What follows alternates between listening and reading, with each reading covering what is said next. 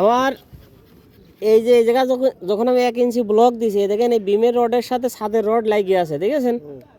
এর কোনো ফাঁকা আছে? এটা তো ফাঁকা থাকবে এই জায়গা। তাহলে আমার যদি 13 ইঞ্চি রিং হয়, মানে 13 ইঞ্চি বিম ঝোলে 5 ইঞ্চি ছাদ, তাহলে 13 আর 5 হচ্ছে 18 ইঞ্চি। তাহলে 18 ইঞ্চির থেকে 1.5-3 ইঞ্চি কাভারিং বাদ দিলে 15 ইঞ্চি রিং হয়। তো এইটা যদি 15 ইঞ্চি রিং হতো, তাহলে এই জায়গা থেকে আরও হাফ ইঞ্চি ফাঁকা হয়ে যেত। তাহলে এই রডটা বিমের রডের সাথে লেগে থাকতো না।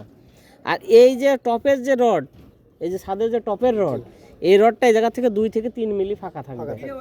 এই জায়গা হয়ে গেছে প্রায় 1 ইঞ্চি ফাঁকা। তার মানে শুধু সব সমস্যার মূল হচ্ছে এই জায়গা হাফ ইঞ্চি রিং কম ভাঙা আছে।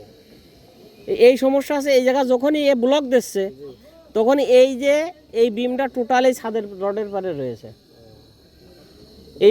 হ্যাঁ, এই বিমটা টোটালি ছাদের রডের পারে রয়েছে।